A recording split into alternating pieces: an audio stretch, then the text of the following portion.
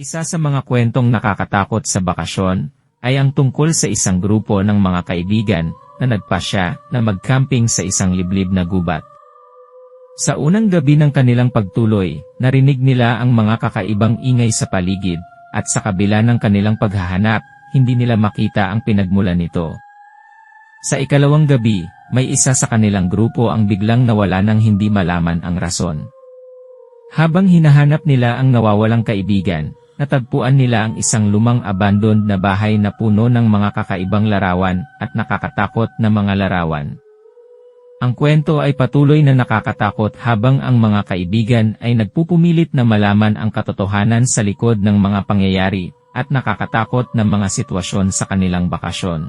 Sa kabila ng kanilang takot, nagpasya ang mga kaibigan na magpatuloy sa paghahanap sa kanilang nawawalang kasama. Sa loob ng lumang bahay, natagpuan nila ang isang nakakatakot na kwarto na puno ng mga ritual at mga nakasulat na pangalan ng mga dating nanirahan doon. Habang kanilang inuusisa ang mga gamit, biglang may narinig silang malakas na sigaw mula sa kabilang silong ng bahay. Tinakbuhan nila ang lugar, ngunit habang sila'y naglalakad sa kagubatan, napadpad sila sa isang lugar na tila'y hindi kanilang napapansin noong una. Doon, natagpuan nila ang kanilang nawawalang kaibigan, nakahiga at walang malay. Sa gitna ng kanilang pagtulong sa kanya, biglang sumulpot ang isang anino mula sa dilim, nagdulot ng bagong pagkatakot sa kanilang buhay. Ano bang ginagawa natin dito? Bakit tayo pumunta sa bahay na to? Alex, hindi ko alam, pero parang may kakaibang lakas na humihila sa akin papunta dito. Sarah, sige na, bilisan natin ang paghahanap. Kailangan nating makita si Mark bago pa lumubog ang araw. James, nako, parang hindi ko na kaya. Ang dilim-dilim na, at naririnig ko pa ang mga kakaibang ingay sa paligid. Mia, huwag kang matakot, Mia, tayo-tayo lang naman dito.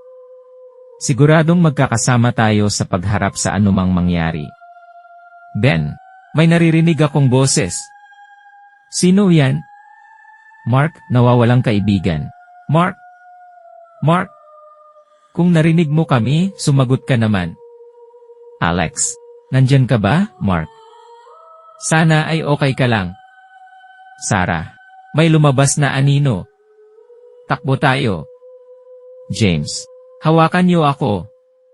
Hindi tayo dapat maghiwalay. Mia, sa kabila ng kanilang takot at pagkabigla, nagtulungan ang mga kaibigan na magsimulang tumakbo palayo mula sa lugar na iyon. Habang sila'y naglalakad sa madilim na gubat, tila ba patuloy na sinundan sila ng anino na kanilang nakita. Ang kanilang puso'y mabilis na tumitibok habang hinahabol sila ng di kilalang panganib. Biglang, may isang malakas na huni ng ibon ang narinig nila. Napahinto silang lahat at napatingin sa itaas, at doon ay nakita nila ang isang maliwanag na nagmumula sa malapit na kapatagan. Sa pag-asa ng kaligtasan, mabilis silang nagtulakan sa kanilang pagtakbo patungo sa liwanag.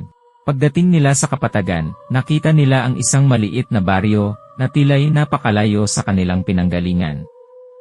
Hindi nila alam kung paano sila naroon, ngunit lubos silang nagpasalamat sa kanilang pagtakas mula sa nakakatakot na pangyayari sa gubat. Nang humingi sila ng tulong sa mga taga-baryo, nagtaka ang mga ito sa kanilang kwento. Ayon sa mga lokal, ang lumang bahay sa gubat ay matagal ng abandon, at may mga alamat tungkol sa mga hindi kanais-nais na pangyayari na nagaganap doon.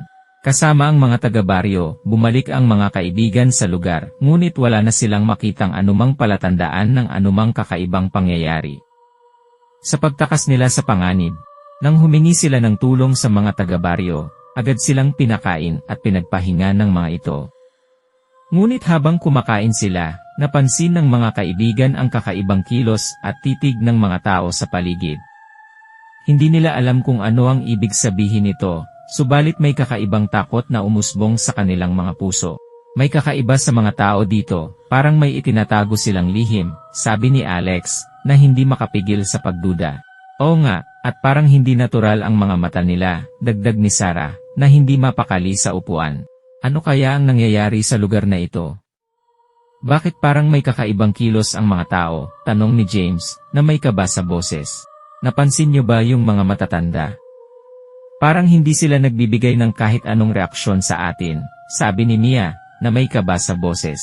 Tahimik silang lahat, nag-iisip ng mga posibleng sagot sa kanilang mga tanong. Subalit bago pa nila maisip ang susunod na hakbang, biglang may lumitaw na matandang lalaki sa kanilang harapan. Ang mga mata nito ay namumutla at puno ng pangil. Kayo ang mga taga-ibang bayan na dumating dito sa aming lugar, sabi ng matandang lalaki, sa isang boses na puno ng kaalamang hindi karaniwan sa isang ordinaryong tao. Nang makita ng mga kaibigan ang mukha ng matandang lalaki, biglang na-realize nila ang mapanganib na katotohanan.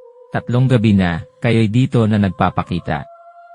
Ang aking mga kalahi ay nagugutom at ang dugo ninyo'y kailangan upang mapasigla ang aming lahing nauuhaw sa dugo, pagpapatuloy ng matandang lalaki, na tila ba pinakikinabangan ang kanilang takot. Sa gitna ng kanilang pagkabigla, hindi nila napigilan ang kanilang mga sarili na tumakbo palayo. Subalit sa kabila ng kanilang pagtakas, alam nilang hindi pa rin sila ligtas sa panganib na bumabalot sa kanilang paligid. Ang mga aswang ng baryong iyon ay patuloy na mag-aalab ng kanilang paghahangad para sa dugo ng mga hindi kalakihan, at ang mga kaibigan ay nasa gitna ng mapanganib na kagubatan, nagsisikap na mahanap ang paraan para sa kanilang kaligtasan. Hindi tayo makakawala dito kung hindi tayo magtutulungan, sabi ni Alex, na may determinasyon sa boses. Tama si Alex, kailangan nating magtulungan upang malampasan ang mga ito, dagdag ni Sarah, na nagmamadali sa pag-iisip. May alam akong isang ritual na maaaring makatulong sa atin, laban sa mga aswang, sabi ni James, na biglang nagkaroon ng ideya. Talaga? Ano yon? Tanong ni Mia, na umaasa sa anumang pag-asa ng kaligtasan. Bukas, alamin ko ang mga detalye ng ritual at isasagawa natin ito. Hanggang sa panahong iyon, kailangan nating manatili na mag-ingat at maghanap ng paraan upang maprotektahan ang ating mga sarili, sabi ni James, na puno ng determinasyon. Sa kabila ng takot at kawalan ng katiyakan, nagtulungan ang mga kaibigan upang maghanda para sa pagtatapos ng kanilang laban. Sa pamamagitan ng pagkakaisa at determinasyon, umaasa silang magtatagumpay sila, laban sa mga aswang at makakaligtas sila mula sa mapanganib na baryo.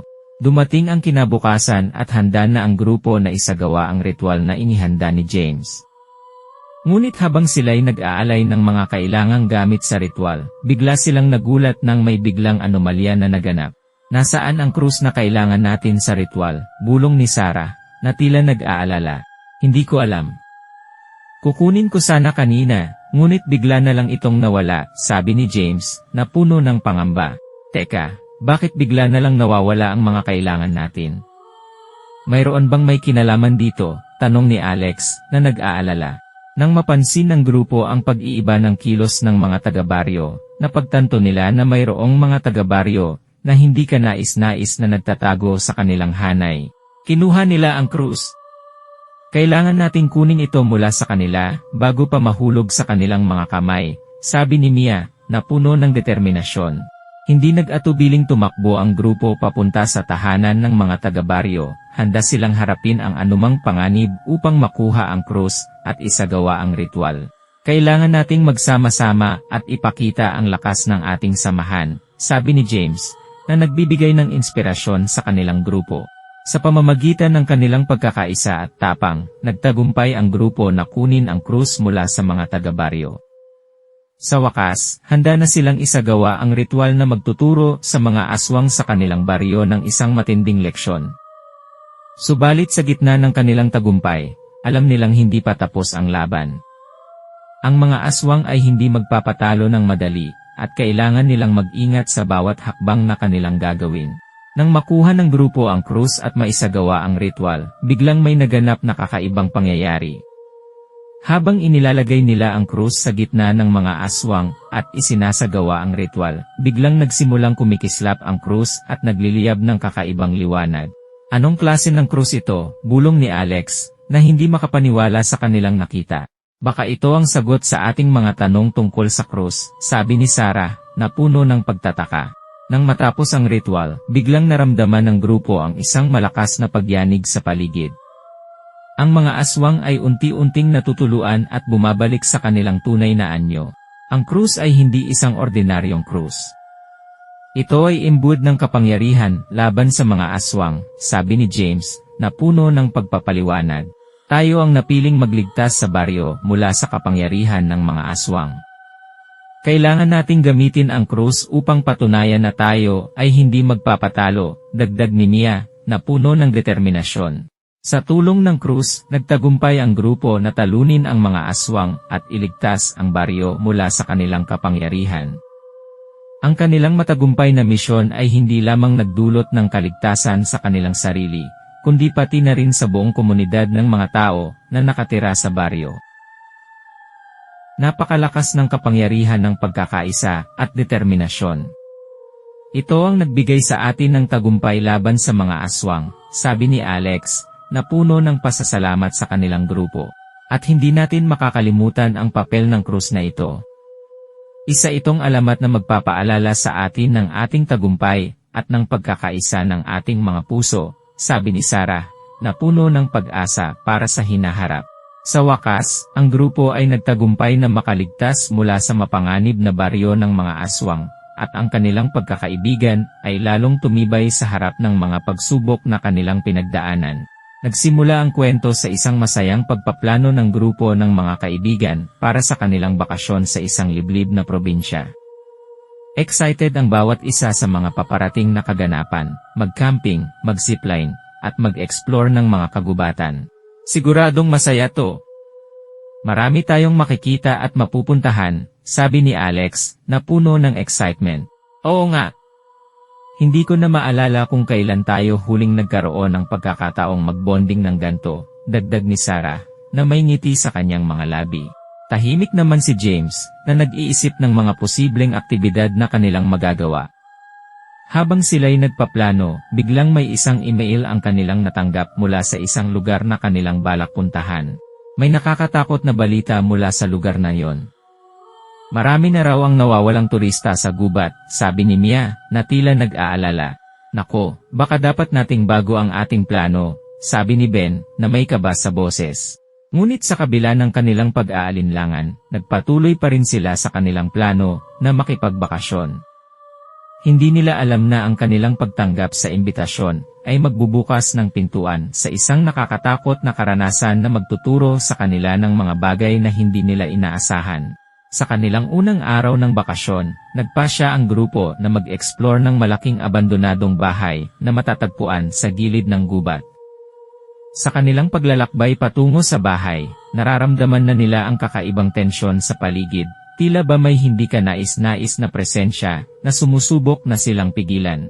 Parang may kakaibang pakiramdam ako sa lugar na ito, sabi ni Alex, na may kaba sa boses. Hindi ka nag-isa, Alex. Nakakatakot dito, dagdag ni Sarah, na nagmamasid sa paligid nang makalapit sila sa bahay. Bigla silang napasinghap nang makita ang isang anino na biglang lumabas mula sa dilim. Nako, may anino! Takbo tayo, sigaw ni James, na hindi nakapigil sa pagtakbo palayo. Habang sila'y nagpapalayo, hindi nila maitago ang kanilang takot at pangamba. Hindi nila alam kung ano ang kanilang nakaharap. Ngunit siguradong hindi ito magiging magandang senyales sa kanilang bakasyon. Sa gitna ng kanilang pagtakas mula sa nakakatakot na bahay at anino, napagdesisyonan ng grupo na umuwi na lang at iwan ang lugar na iyon sa likuran. Bawat isa sa kanila ay puno ng takot at pangamba sa nangyari, ngunit ang pinakamahalaga sa kanila ay ang kaligtasan ng bawat isa. Siguro nga tama na ang paglalakbay natin dito. Hindi natin alam kung ano pang kakaibang pangyayari ang maaaring mangyari, sabi ni Alex, na puno ng pag-aalala. Tama ka, Alex. Hindi natin kailangang ilagay ang ating sarili sa panganib, dagdag ni Sarah, na may kaba sa boses. Matapos ang kanilang nakakabahalang karanasan, nagtungo ang grupo pabalik sa kanilang tahanan, puno ng mga bagong alaala at aral na kanilang natutunan. Ang kanilang bakasyon ay hindi tulad ng inaasahan. Ngunit sa kabila ng mga pagsubok, mas naging matatag at mas nagkaisa ang kanilang pagkakaibigan. Sa kanilang pag-uwi, nagpasya ang grupo na magbahagi ng kanilang karanasan sa iba upang mag-ingat at magkaroon ng kamalayan ang ibang mga taong nais ding maglibot sa lugar na iyon. Ang kanilang kwento ay nagsilbing babala at inspirasyon sa iba na humarap sa mga hamon ng buhay ng may tapang at determinasyon. Sa wakas, habang sila'y nagtutulungan at nagpapatatag bilang isang grupo, nakamit ng grupo ang kanilang pangarap na makaligtas at maging mas matatag pagkatapos ng kanilang nakakabahalang karanasan sa bakasyon. Bago tayo magtapos, nais naming magpasalamat sa inyong lahat sa pagtangkilik sa aming kwento. Sana ay natuwa kayo at natuto rin mula sa mga aral na aming naibahagi. Huwag kalimutang mag-subscribe sa aming channel para sa iba pang mga kwento at updates. Salamat sa inyong suporta. At sana'y magpatuloy kayong mag-enjoy at magkaroon ng masayang araw. Komento sa kwento. Ang kwento ay nagtaglay ng kakaibang atmosfera ng takot at kaba, na nagpapakita ng pagkakaibigan at determinasyon sa gitna ng mga hamon. Mahusay ang pagkakalahad ng mga pangyayari, at ang pagbuo ng suspense sa buong kwento. Ang mga karakter ay nakatulong upang padamaan ang mga emosyon at damdamin ng mga mambabasa. Kakaiba at nakaka-inspire ang mensahe ng kwento tungkol sa pagkakaisa at pagtutulungan sa harap ng mga pagsubok.